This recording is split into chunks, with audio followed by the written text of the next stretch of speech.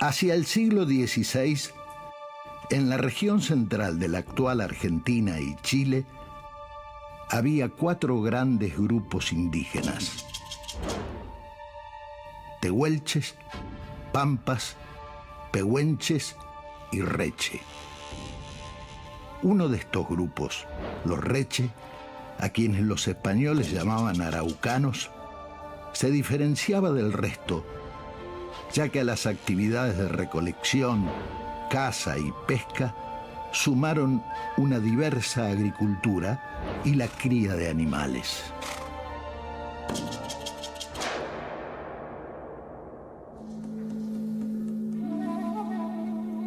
Pero la ambición española avanza hacia el sur del virreinato y transforma la vida de las comunidades.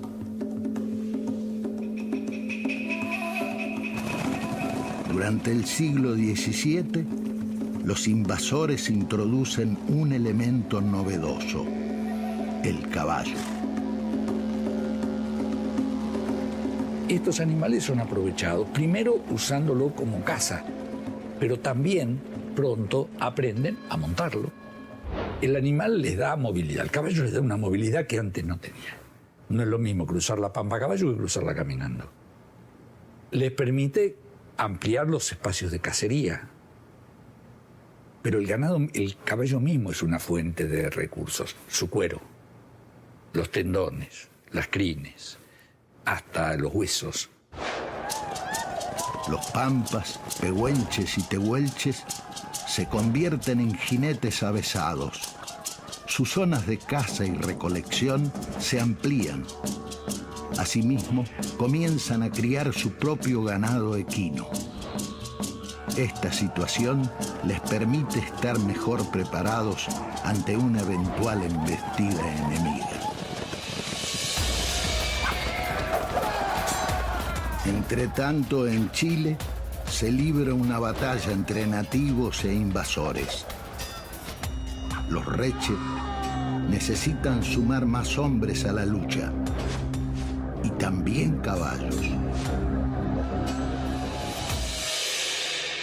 Deciden cruzar la cordillera de los Andes en dirección este, hacia la estepa patagónica. Así se produce la denominada araucanización de las pampas. Los pueblos del este de la Patagonia se mezclan con los que llegan desde el oeste de la cordillera. El efecto de este mestizaje genera, por un lado, el surgimiento de nuevos grupos humanos. Por otro, se desarrollan la agricultura, el trabajo textil y el metalúrgico.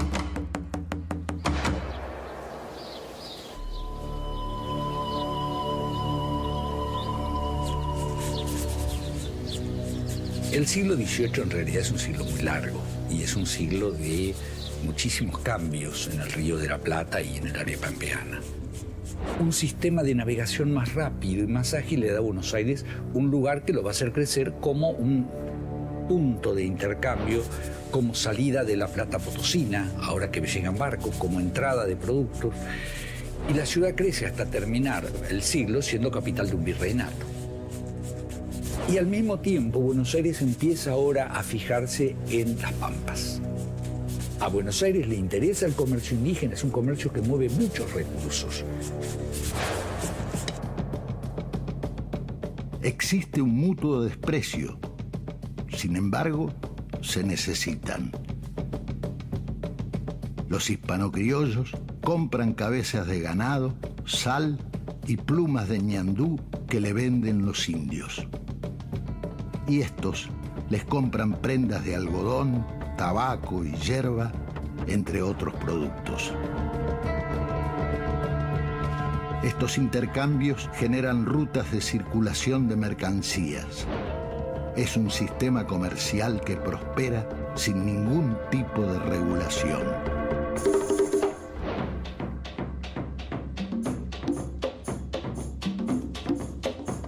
La frontera que separa a dos mundos, el indio y el criollo, se vuelve una zona inestable. Buenos Aires, que había tenido relaciones pacíficas, empieza a tener conflictos con los indígenas.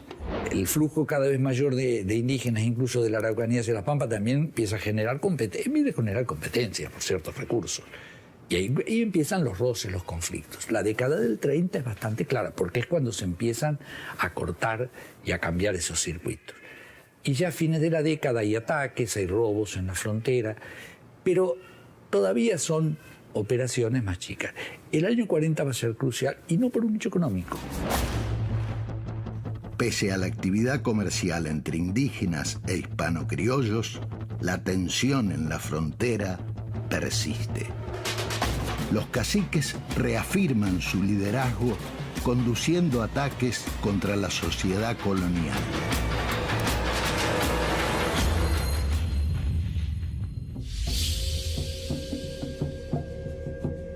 Nicolás Cangapol nace en Huichín, al margen del Río Negro, en 1670. Es hijo del cacique Juan Cacapol, hombre respetado por la comunidad. A medida que Nicolás crece, comparte las funciones y el poder con su padre. Lentamente se forja su espíritu atrevido y guerrero. Hacia 1740, el asesinato del cacique Tolmichilla, pariente de los Cangapol, genera un profundo malestar. El contramaestre de campo mata a un grupo de indígenas que son amigos y que son parientes de estos dos de Cangapol y Cacapol, que deciden vengarlos, organizan un ataque a Buenos Aires, y es un ataque terrible que se hace a fines del 40. Juan Cacapol y su hijo planean algo osado. Una acción que les demostrará a los españoles que están completamente desamparados. Los jinetes preparan sus caballos.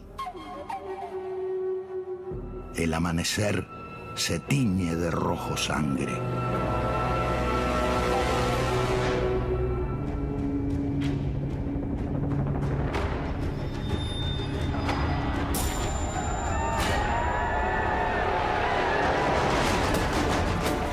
El Malón avanza por arrecifes.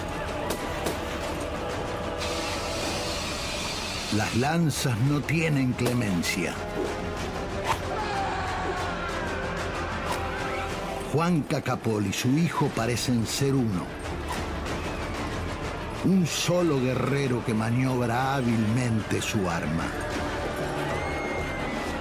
Un ejecutor de muerte, rápido, efectivo. La sangre hispana salpica la tierra. Cumplida la misión, los indios se marchan hacia la zona de Luján. Atrás queda una nube de polvo y destrucción.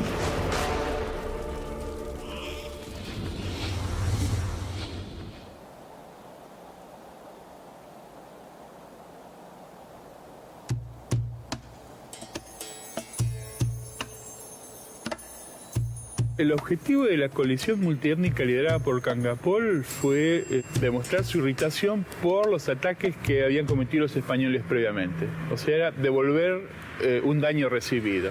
Lo que se hizo fue eliminar un número suficiente de españoles, que debían ser gente que opuso resistencia, capturar prisioneros, quizás con la intención de canjearlos por familias prisioneras en manos de los españoles, y resarcirse. Poco después del Malón ocurre un hecho que cambia la vida de Nicolás para siempre. Juan Cacapol muere. El muchacho se conmueve al ver que su pueblo lo reclama como cacique. Así llega al poder el jefe más poderoso de las tribus pampeanas. Es la hora del cacique bravo. La imagen de su crueldad puede estar o arraigarse en dos hechos. Uno es la anécdota que cuenta Fagner de que cerca de su morada él exhibía una gran cantidad de osamentas de enemigos muertos como evidencia de su éxito militar. Y el otro hecho es que es el primer líder que amenaza seriamente la ciudad de Buenos Aires en prácticamente un siglo de contactos interétnicos.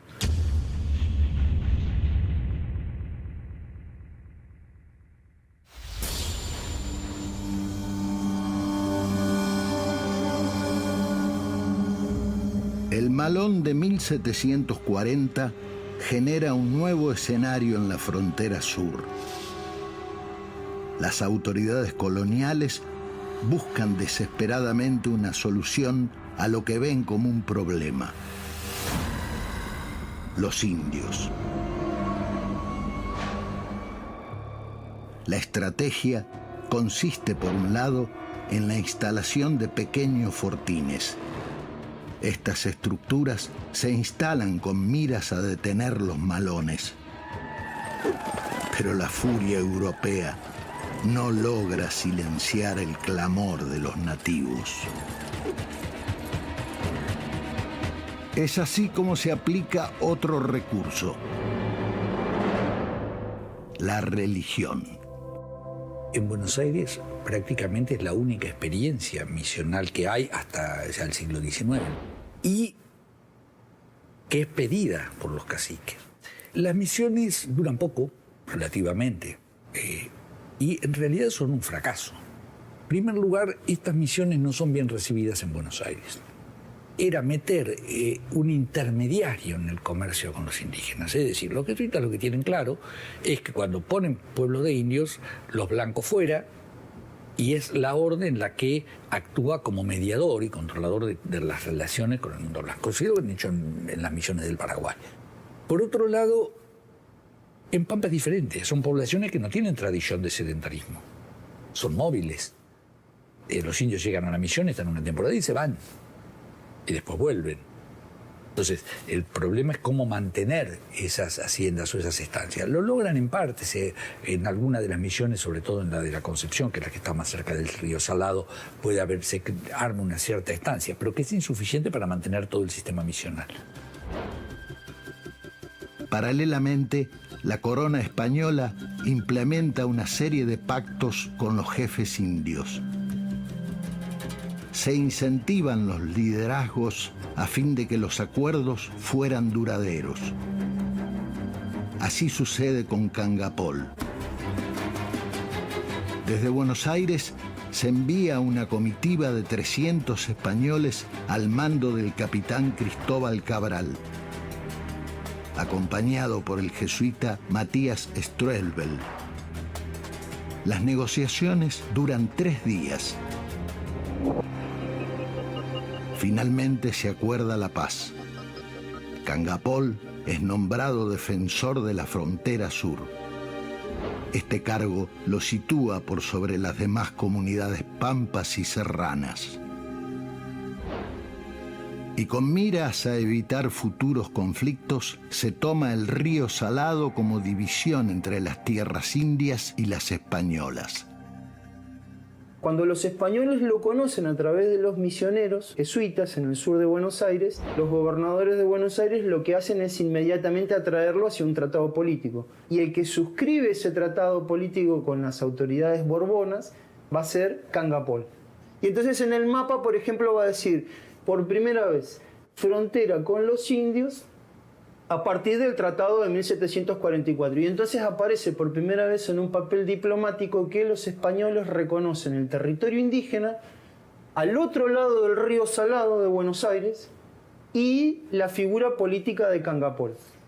¿Sí? A Cangapol en el tratado lo nombran maestre de campo de las sierras.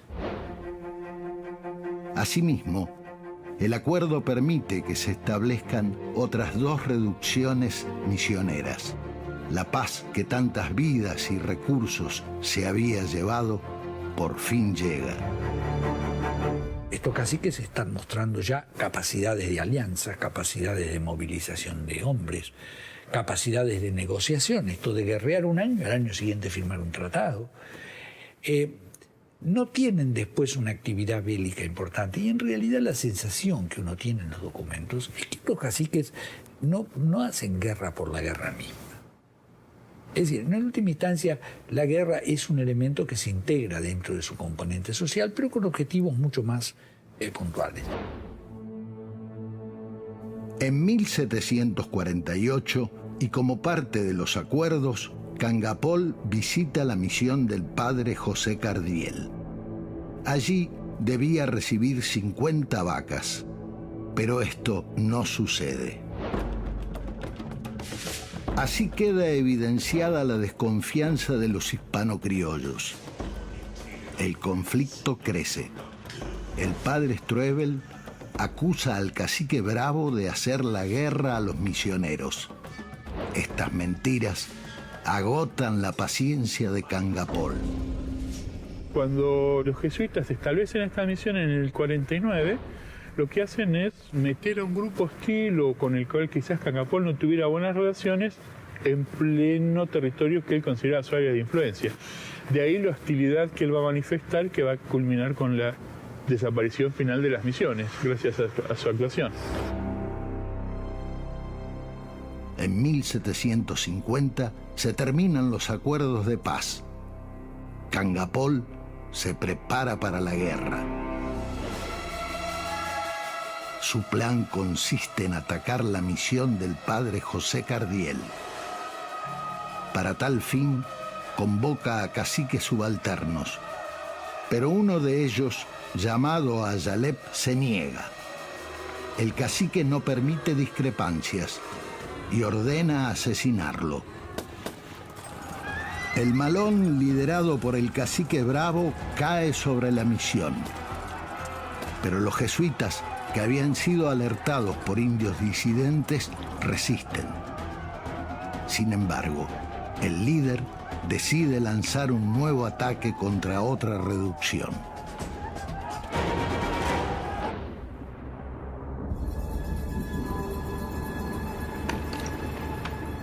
La tierra tiembla.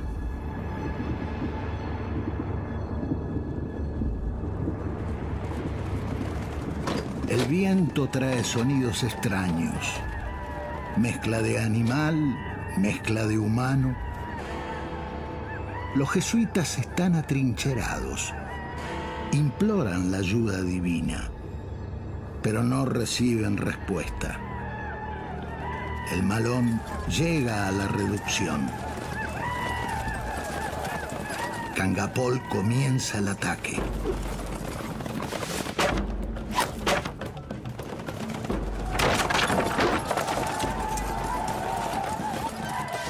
Los jesuitas huyen despavoridos. Una risa parte el aire. El cacique Bravo saquea el lugar. Celebra la victoria junto con sus hombres.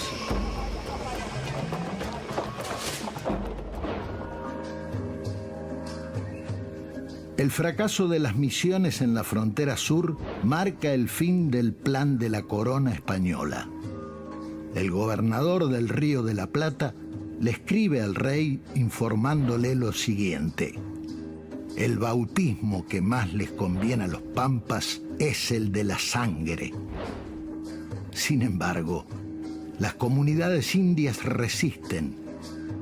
Con el paso de los años, Cangapol mantiene su actividad guerrera, pero también está predispuesto a posibles acuerdos. En el año 1755, a sus 85 años de edad, el cacique firma un nuevo tratado de paz. Y la muerte de Cangapol en 1757, que se produce cerca del fuerte de Chascomús, porque él está sentado en ese lugar, lo que va a provocar es que, estas alianzas, por decirlo de alguna forma, se tejan de vuelta. Nicolás Cangapol fue un líder que defendió a ultranza los intereses de su pueblo. Supo combinar la negociación con la guerra cuando la situación lo ameritaba. Esto lo mantuvo intacto hasta el momento de su partida física. En 1790 Las autoridades españolas y los líderes indios establecieron un pacto de no agresión. Nuevamente, los habitantes del sur pudieron vivir en paz.